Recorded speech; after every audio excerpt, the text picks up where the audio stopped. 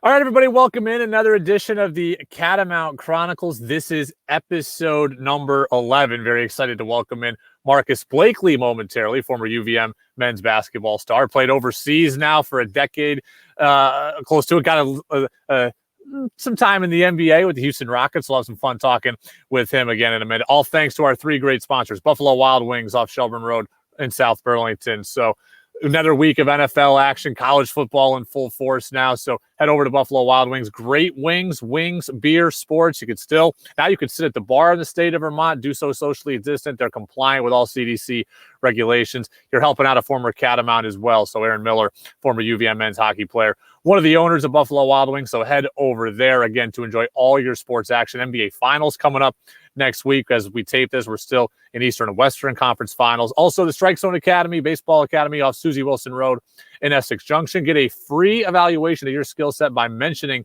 this Catamount Chronicles podcast. Dan French and company there do a great job. I've been a part of that place now for about 6 months. They've been open a little more than a year. They're churning out great baseball players in the state of Vermont. Take your game to the next level by visiting them. And then also visit our friends over at Sobu Stretch, yoga and meditation studio, also off Shelburne Road in South Burlington. Erica and Scott, we're talking about taking your baseball game to the next level. How about take your physical fitness to the next level? So they've offered all kinds of deals for my listeners. Go talk to them, see what else they've got going for you. $5 off your first class by mentioning the promo code Brady5. Sobu Stretch Yoga and Meditation Studio in South Burlington. And now I will welcome him in. First time we've ever gotten to speak, former UVM men's basketball star Marqus Blakely. Marqus, thanks for being with us, man. How are you? Hey, how's it going? It's going great. How are you? Good. I appreciate you joining us. 4 years in Burlington, my first chance to connect with you. Love the jersey, wrong sport, though. Man, well, same college, so it's all good. Now, where are you talking to me from right now? I'm actually in California right now. Okay.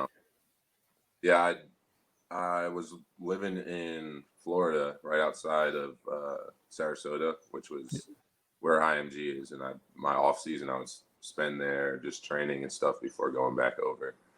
So, but with Corona and everything going on right now, it's kind of at a halt. Yeah. So, two-time America East Player of the Year, 3 times defensive team, first team, all defensive player of the year. An extensive resume. You've been playing overseas and then back and forth between the G League, overseas for the since you left Catamount country. Can you? By the way, Wikipedia on you is extensive. Do you remember every place you've been since leaving UVM? Of course, it's been a journey. I know. It's all a process. It's all a maturation type of process when it's your game and playing overseas as a human, So moving from UVM to go get a spot to play with the Clippers for a little bit, then to go to the D League for 2 years, and then go play in Germany, and then that's when I kind of started playing in the Philippines. So the Philippine stint came and Asia kind of put me on their radar, I guess. And that's when I went to Korea for 3 years. And then I was just in Japan for the past 2. So, yeah, it's been a journey for sure. I definitely remember every place that I've been, mostly because I don't think without, Vermont and the whole university, my teammates, my coaches, I wouldn't be able to be in a situation like this. So, every game you play or every season that you play is not just about the name on my back, but who I represent as a player and where I came from. So I've got 14 spots for you since UVM, according to Wikipedia. Can you get them in order? This is the test. Okay. So we got Clippers Summer League. Then it was Bakersfield. Yeah. Iowa Energy. Yeah. Then it was Sioux Falls. Yep.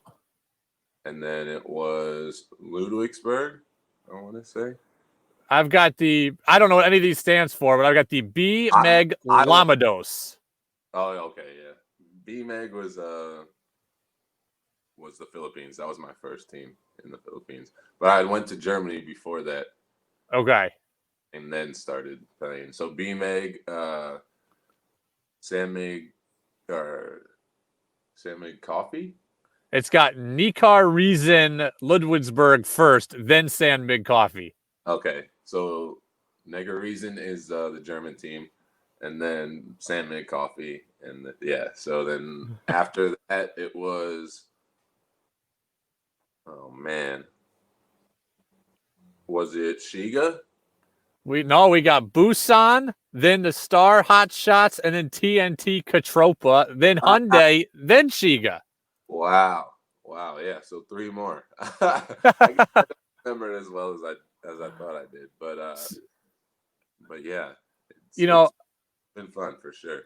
A life in professional basketball. What has motivated you to keep playing? That's an awful lot of spots. It's an awful lot of traveling. It obviously impacts your personal life, I'm sure, in some way. What's been the motivation to keep playing now at age 31?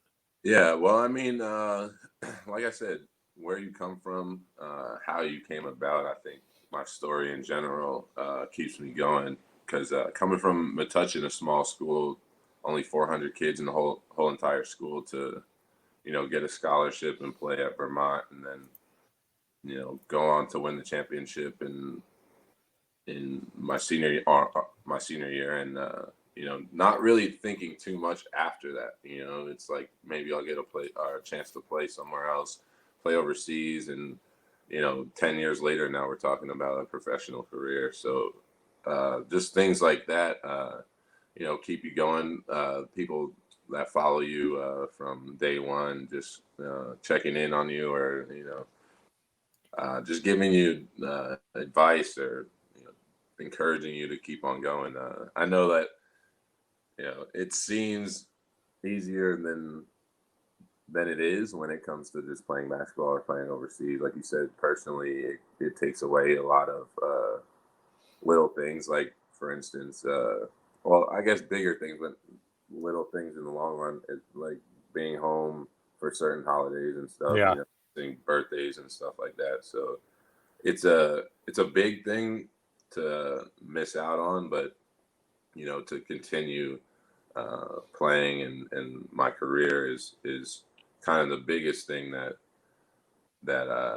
kind of drives me, with everybody that's been supportive from day one. Certainly, it's added to your life as well, though. When you talk about traveling overseas, I'm sure the places you've gotten to go, the things you've gotten to see, what are some of the experience you've had that you got because of basketball?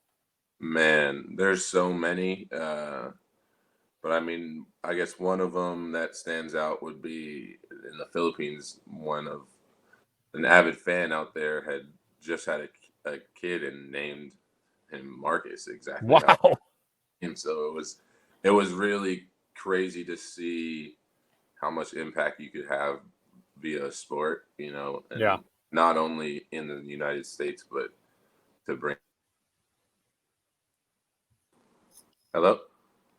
There we go. We're back. Sorry. That's okay. So you were talking about having a baby named after you in the Philippines. Oh yeah, I think those things kind of hit home when it's just uh, not more. It's not about basketball at that point, and then how you play, whether you won, whether you didn't, really doesn't matter. But Philippines basketball itself kind of says it all. When it's family bred, it's like soccer in Europe, where it grow up a Man U fan, you're a Man U fan for life, and it's the same in the Philippines with San Miguel and Salmon Coffee, Pure Foods. It just gave me the home feeling of just being outside the country, but still feeling comfortable. And to be able to touch so many people over there outside of your comfort zone, I think, is something that continues to go to different places. So. I've talked to a lot of people who have played basketball professionally overseas, and you always get one of two stories. Either they're great to Americans, or Americans have horror stories of going over there. Do you have any horror stories of playing overseas?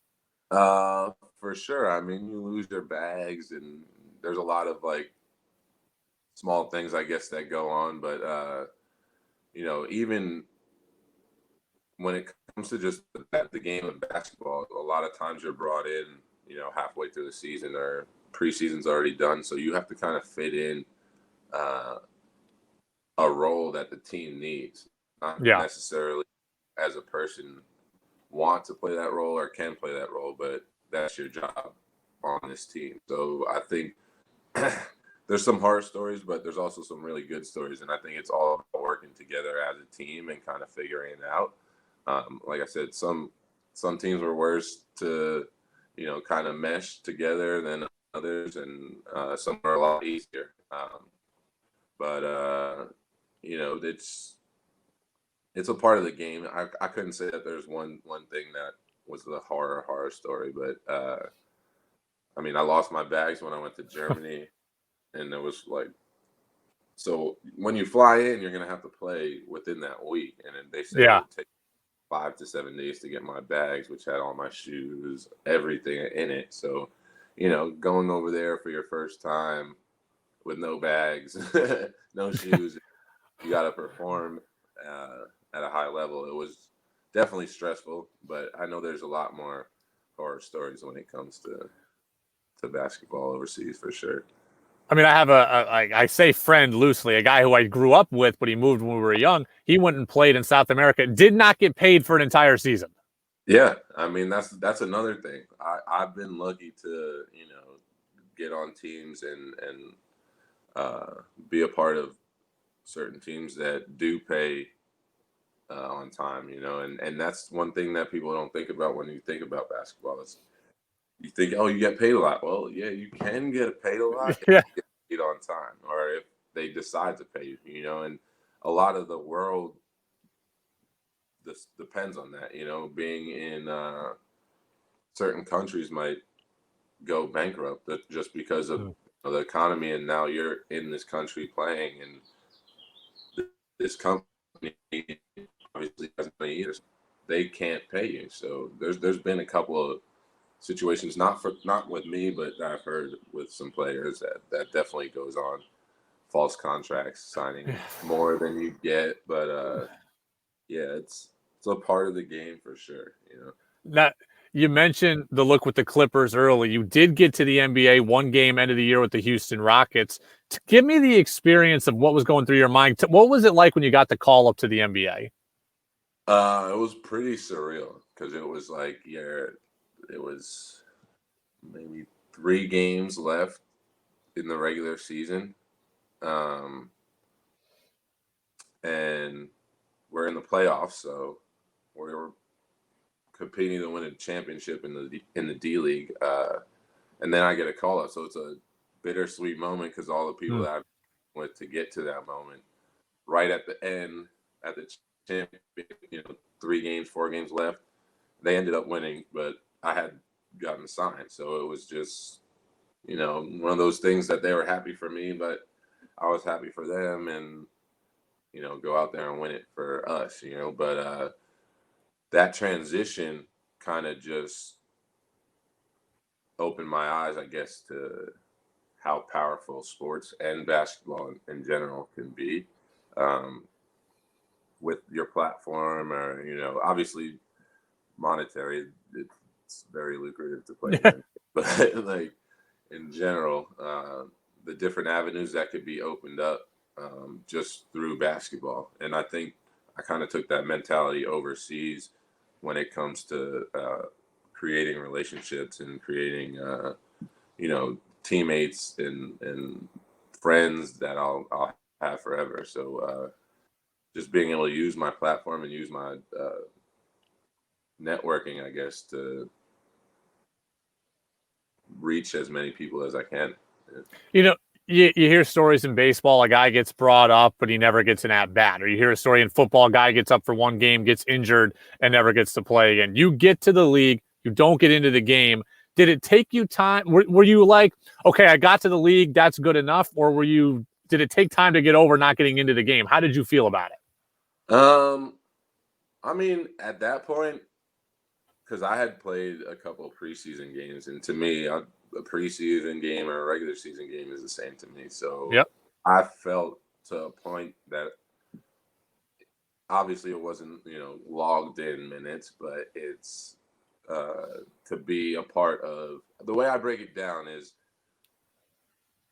in the NBA, probably there's less than 1% of people work for the NBA. We're not talking about players. We're talking about coaches, GMs, management, everything. So take a half of that percent, and now you got players. And then to be one of those 0.5% of the entire world, get a chance to even be on a team like that, I think kind of hit home for me, whether you played or not, and it also, I think, put in perspective that I don't want to get paid a lot and just sit on the bench. I would rather go play some, and try to win and try to create more relationships and network that way instead of just, waving the towel and knowing that I'm never going to get it or knowing that I'll never score a point, so. You're 31, I'm 30, so we're relatively the same age here. Who was your guy growing up? I was a huge Knicks fan. I was Patrick Ewing, John Starks, Oakley, Houston, all that. I went to games. I actually saw when Larry Johnson hit the 4-point play when went to the championship or Eastern Conference Finals. I've seen like the Heat, a couple battles with the Heat where they fought it out down in Miami. Yeah. Times, yeah. So that was my era, I guess, and growing up and seeing how basketball was played then and now is totally different. There's more of a, now it's a finesse game. It's like soccer is mixed with basketball now as opposed to football mixed with basketball. That's kind of like, the 90s and before, it was very rough. You could square up and fight and just get a technical foul and continue on, but now you have a lot more, finesse players where it's like James Harden and, Steph Curry, people that are very talented, super talented. But when it comes to fouls or the physicality of the game, it's just totally different now. So it's a lot more artistic now. Yeah. You're right. You're right about that. I'm a diehard Seattle fan and everything. So I grew up Peyton and Kemp. And the only guy for me who broke that mold was Iverson. He was the only one that wasn't a Seattle guy that became my guy. Yeah. Well, Seattle guy, one of my favorite players in general is Jamal Crawford. Oh, I love Jamal Crawford. I've been calling for the Celtics to sign Jamal Crawford for 3 years now. Man, I was, when he didn't have a job, I was just like, how is this even possible? I know how old he is, but still, he could give you a bucket at any time. And so he could come off the bench, he could start. He's a veteran player. It just blew my mind, but I'm glad that he's thing with Brooklyn. 6th man of the year a couple times, I believe. You see what Lou Williams does for the Clippers. Jamal Crawford was doing that beforehand. Jamal Crawford needed a job prior to the bubble. Exactly. I wanted to ask you about this. You mentioned basketball being not as tough as it was. You are a rare combination of player to be a 2-time player of the year in the league, but also a 3-time defensive player in the year. You usually don't get guys that score, rebound, and play defense all three. Where did that come from in you? Because that is a rare combo. Well, I honestly think it's just how I grew up. Because when I was younger, I was 5'7", 5'8" for most of my childhood. So when I was playing basketball, I was always playing, not taking it seriously. But being the smaller person, I was always handling the ball or, kind of figuring out the game, being a shorter person, and then to go to high school and then to shoot up to 6'3", and now football coach wants you to play football, track guy, everybody wants you to play something. I just play basketball, so being growing that tall kind of just opened up a lot of doors and put it in perspective that if I work on the game and now being a taller player, I could use post-up moves now when there's I could do things that I probably couldn't do when I was younger, but mentally could think the game because I was going to Knicks games with my dad and watching the NBA at a young age. So I think once my body kind of caught up with my mind of liking to play basketball, I think that's where Vermont basically started to happen, because it was high school. It was I was still growing into my body. Junior year is when I shot up. Yeah. Sophomore year I was 5'8". Wow. Junior year I was 6'3". So I was like still growing into my body junior year and senior year, and then I get a scholarship to go to Vermont. So I'm still like, lanky, not coordinated as much, but just glad to be taller and being able to have an opportunity and kind of taking it more serious after that. So, Trimboli told me a story about him in high school going for 40 on Greg Paulus. You got any good stories about giving the business to somebody? Well, I mean, Jeremy Lin, we played a bunch of times, and we at Vermont, but we met again in Houston when I was signed with Houston, and he was coming in as to try to get signed. And I literally remember that was when they had just let me go, because they tried to make a deal. Remember, Chris Paul was supposed to go to the Lakers, and was it Paul Gasol was supposed to come to the Rockets, and they trade. So basically, Houston had let go of players to free up room to get everybody, and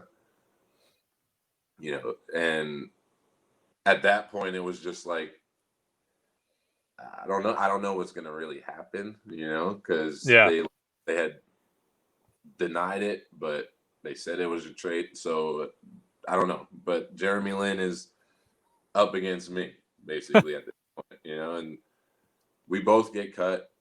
3 months later, he's on the Knicks. Linsanity is just out of this, and I'm like, oh my gosh, it's literally just those simple things that you get the opportunity and you take advantage of, and it'll take you to the next level. You know what I mean? And even Danny Green, one of my good friends, I had a one-on-one workout with him with the Spurs before he got signed with the Spurs.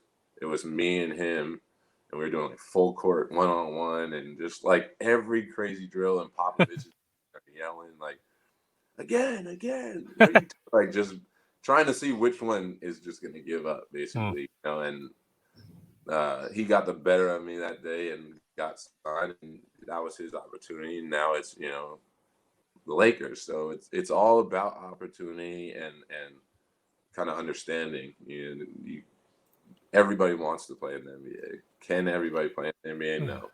But just to even get there, for me, was an accomplishment from a little kid that, not a lot of people, I feel like, can say at all. So just that alone, not even playing a game, but just getting there, being in that atmosphere is just wild.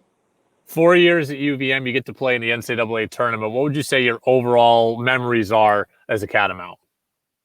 Oh, it's got to be senior year for sure. From, winning the championship to, having Evan come out and doing the dunk contest and winning the dunk contest, and just everything just working out from there, which is, a blend between the past and the future, I guess, with, kind of ending the Vermont chapter and starting a professional chapter. But yeah, I could say without those things, without winning the championship, without going to the dunk contest and like having my name relevant, I guess at that time, I don't think I would have gotten half the opportunities that I have gotten. So, like I said, with my teammates in Vermont and coaches and fans and everybody that supported me through that time, I really appreciate it. And it's one of those things that you look back on and you're like, how many? 10 years? No. Yeah, I know, it's crazy. You get to go to the NCAA tournament, something Trimboli didn't get to do when I talked to him. You played Syracuse in that year. Everybody remembers the Syracuse win in 2005. You guys lost to Syracuse in that first round. What was that like playing Cuse? Was there any added buzz because the program had beaten them just a couple years earlier? Yeah, for sure. But I mean, I think our team at that time had thought that we should have gotten a higher seed than a 16 seed at Yeah. that. Because I don't know. I just feel like a lot of people wanted to see a rematch Yeah. from years before. But I felt like our season that season was really good. I played the most hardest schedule, but we still took care of business the way that we needed to. That I felt like we could have 14 or 15 at least, but Syracuse, Vermont sounds good for Yeah. 116. So yeah, I mean, but you gotta just take it with what it is, and go out there and play as hard as you can, and know that, hey, this is a breeze now. We made it to where we need to make it. You know what I mean? The pressure's on them, and we just got to go out here and play as much and as hard as we can and do as much as we can, because they're obviously better than us, but it doesn't really matter. As you can see, the years before, we have the better record right now. So we literally have nothing to lose but to have a 50-50 record with one of the better schools in the NCAA, so. You mentioned the dunk contest. You win the D1 slam dunk contest. I believe it's down in Texas every year that they do that. You had a teammate dunk. Tell me the tandem dunk that you pulled off to win this thing. Okay, so it was a double dunk. So Evan would dunk the ball, and I would take the ball out of the net and windmill it and dunk it again. We randomly had done it just messing around in the gym at practice or in layup lines, and once I got a call saying, "Hey, do you want to become a part of the dunk contest?" Me and Evan were like, "Well, yeah, you're coming too." So like, that was one thing that I think that, like I said, without having my teammates or without having Vermont, I don't think would be able to be possible. Was there anybody who else was in the dunk contest? Anybody that went on to become a big name? I mean, that's the other thing. Like, you see a lot of people overseas. You cross paths, whether you have met each other or just heard of each other or played against each other once. And those were something like LD Williams was my roommate at the dunk contest. Went to Wake Forest, but I got to play with the Clippers, and Chris Paul is good friends with LD Williams. So the weirdest way of knowing people is, how you would know people in the basketball world. So it's very, very weird in that way, but it makes it that much smaller of a world, really, basketball world. So, Do you remember your first slam dunk? in game or just dunk? I guess I would say in general, just dunk in general. How old were you? Where was it, etc.? I think my first dunk was in high school, my junior year. Obviously, once I started to grow, I don't think it was in a game because the summers where I had grown. So, basketball season didn't start until technically the winter. So I was always just like trying to dunk from the summer all the way up until basketball season started. And then once it started, I was dunking with one hand and two hands. So I was trying to switch it up, I guess, but just being young and, having so much energy trying to dunk every day, it's just, now that I think about it, it's like that probably took at least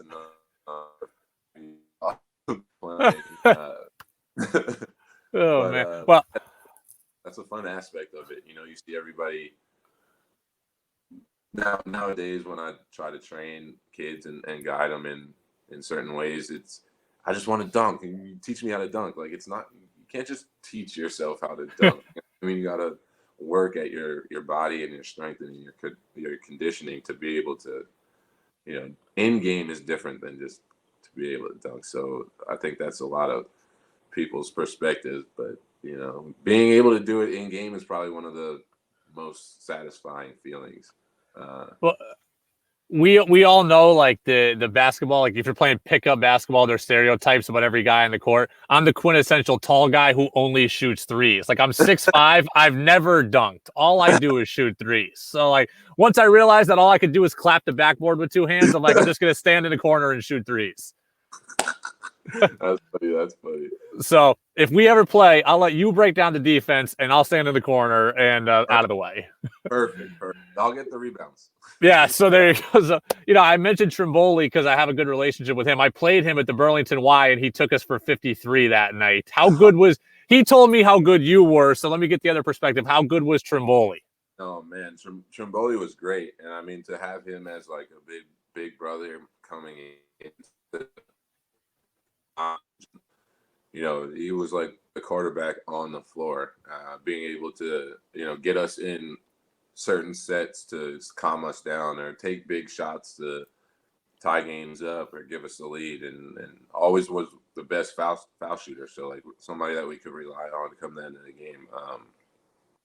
So yeah, I mean it sucks that we couldn't stay one more year and win that championship together. I know the way that my junior year when Martin and no, that was my sophomore year. Martin and Chris Holmes had been seniors, so I had kind of, I want you guys to play. I think you guys need to play. I have 2-3 more years here, and to think, like Chris Holmes, who played in Shiga, who I get asked, do you know this guy? He played at Vermont too, and it's like that's one of the last times me and Chris had really talked. But then it was like, oh, well, you played there. Well, how is it? Tell me more about it.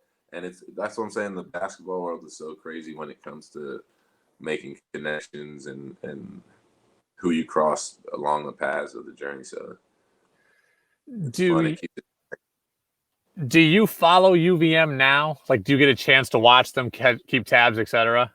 Yeah, for sure. I've watched most of the playoff games and stuff, and I actually went to one in, I think it was Connecticut or something. They were playing close to Jersey and got to see a game and Becker and stuff. But it's just great to see how the program's just grown in general.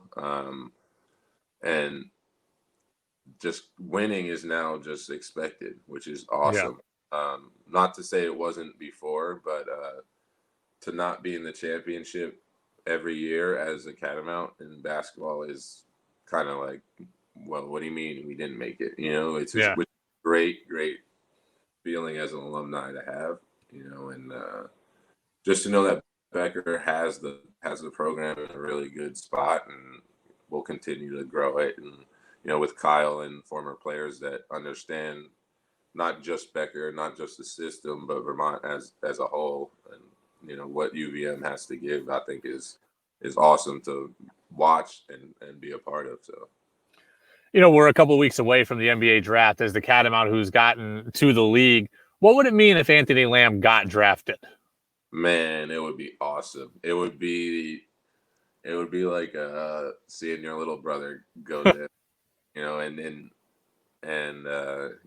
going through all that he's gone through throughout these past couple of years. I think it would be a huge thing in general, with awareness to mental health and stuff, and the ability to still be successful and strive past certain things that you go through in life, and I think for him as a player in general, he has to keep his head up and know that the best days are yet to come, and obviously the friendships and camaraderie that you have with the team is something that you'll miss, but it's a stepping stone to the next chapter, and whether it's overseas or NBA, just thinking of it, there's not too many people that get chances like this, even if they do play basketball, so just looking at the broad overview of it, I think if he's able to get drafted, I think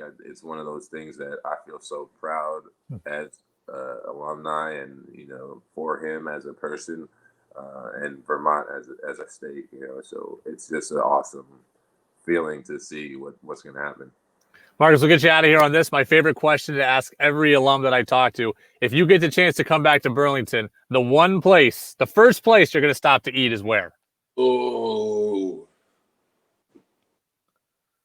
the first place that I'm going to stop, maybe Handy's. Okay. I need a breakfast sandwich from Handy's. Right now. Well, the people at Handy's will appreciate that. A lot of people go with Al's French fries. A lot of people say something on Church Street. You are the first Handy's, so I'll give them one on the tally. KKD is a good one too. Well, Country Card Deli, of course. Yeah. So, Marqus Blakely, 2-time America East Player of the Year, 3-time Defensive Player of the Year, played overseas for a decade now. Marcus, our first time to connect, man. This was awesome. We'll have to do it again sometime. I appreciate it, and good luck. Yeah, for sure. Anytime, man. I appreciate it.